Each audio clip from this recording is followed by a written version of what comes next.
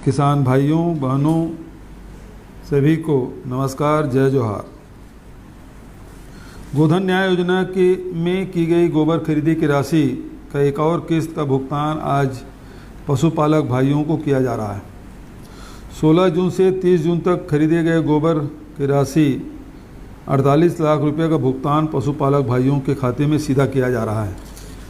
यह योजना 20 जुलाई 2020 को हरेली के दिन शुरू की गई थी। तब से लेकर अब तक 48,56,000 क्विंटल से अधिक गोबर खरीदा जा चुका है। इससे पहले 15 जून तक खरीदे गए गोबर की राशि 96 करोड़ 64 लाख रुपए तक का भुगतान किया जा चुका था। अब आज मिलाकर कुल 97 करोड़ 12 लाख रुपए का भुगतान पूरा हो जाएगा। इस तरह आज गौठान समितियों को 16 जून से 30 जून तक भुगतान एवं लाभांश मिलाकर 5 करोड़ 49 लाख रुपए का भुगतान किया जा रहा है। स्व सहायता समूहों को 3 करोड़ 86 लाख रुपए की राशि का भुगतान किया जा रहा है।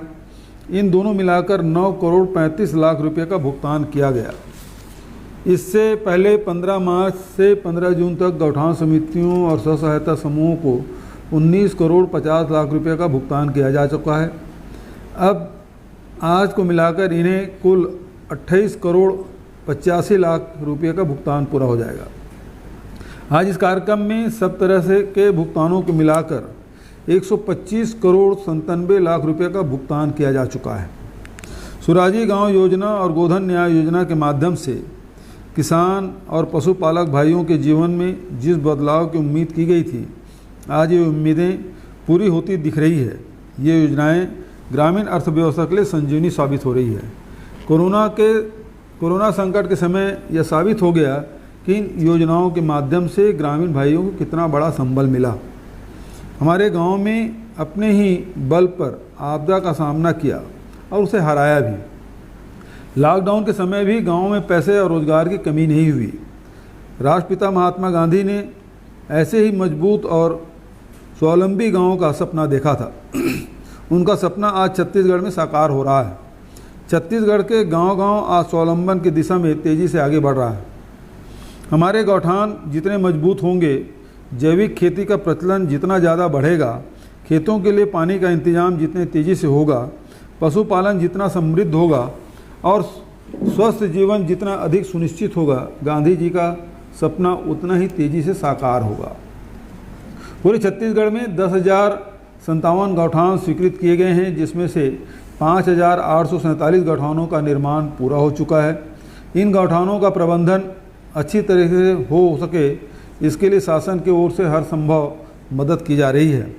हाल ही में मैंने गौठानों को 24 करोड़ 41 लाख 50 हज़ार रुपये की सहायता देने की घोषणा की है। मुझे बहुत खुशी होती है कि वर्मी कंपोस्ट, सुपर कंपोस्ट का उत्पादन करने के साथ साथ अन्य आर्थिक गतिविधियों के माध्यम से हमारे गौठान तेज़ी से स्वावलंबी हो रहे हैं। ऐसे ही स्वावलंबी गौठान अपने आय से स्वयं गोबर खरीद रहे हैं और स्वयं ही स्व सहायता समूह के माध्यम से वर्मी कंपोस्ट, सुपर कंपोस्ट का उत्पादन कर रहे हैं। प्रदेश में 1160 गौठान स्वावलंबन की ओर तेज़ी से आगे बढ़ रहे हैं। मैं इसके लिए भी सभी किसानों, पशुपालकों और स्व सहायता समूह के बहनों को बधाई देता हूँ। गौठान का सीधा संबंध किसान भाइयों की खेती से है। यह व्यवस्था जितनी मजबूत होगी, खेती भी उतनी ही मजबूत होगी, उत्पादन भी उतना अधिक बढ़ेगा। किसान भाइयों से मेरी अपील है कि अपने खेतों में ज़्यादा से ज़्यादा वर्मी और सुपर कंपोस्ट का उपयोग करें, ताकि हम अपने आने वाली पीढ़ी को उपजाऊ ज़मीन दे सकें। 1 जुलाई से गांव-गांव में रोका छेका लागू है। पशुपालक भाइयों से अपील करता हूं कि इसे ज़्यादा से ज़्यादा सफल बनाएं। गौठानों में पशुओं के लिए चारे, पानी तथा देखभाल की अच्छी व्यवस्था की गई है, उसका लाभ उठाएं। इससे पशुपालकों के साथ साथ किसानों और स्व सहायता समूह को भी फायदा होगा। चरवाहे भाइयों की भी यह जिम्मेदारी है कि वे खुले में घूमने वाले पशुओं को गौठान तक पहुँचाएँ। पिछले साल भी हम लोगों ने रोका छेका की व्यवस्था लागू की थी, जिसका लाभ सभी को मिला। पिछले वर्ष रिकॉर्ड 92 लाख मीट्रिक टन धान की खरीदी समर्थन मूल्य पर की गई। इस साल हमने राजीव गांधी किसान न्याय योजना का और विस्तार किया है।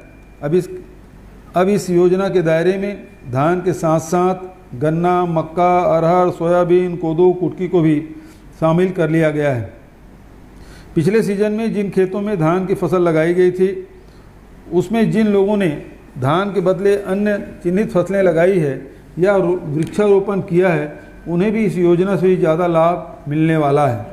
गौठानों को मजबूत बनाकर हमको राजीव गांधी किसान न्याय योजना का भी ज़्यादा से ज़्यादा लाभ उठाना है।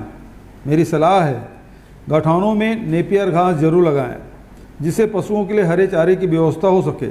यदि गौठान में इसके लिए पर्याप्त जगह नहीं है तो गांव में जहां भी उपलब्ध हो ज़मीन वहां पर नेपियर घास लगाकर गौठान के लिए हरे चारे की व्यवस्था की जा सकती है। पशुओं को हरा चारा मिलेगा तो इधर उधर नहीं जाएंगे, किसानों की फसल भी बचेगी और दूध उत्पादन भी बढ़ेगा। जैसे मनुष्य के लिए पौष्टिक आहार की ज़रूरत होती है वैसे ही पशुओं को भी पौष्टिक आहार मिलना चाहिए। पैरा खिलाने से केवल उनका पेट भरता है। आज इस कार्यक्रम के माध्यम से लाभान्वित हो रहे पशुपालकों, स्व सहायता समूह की बहनों और किसान भाइयों को बहुत बहुत बधाई।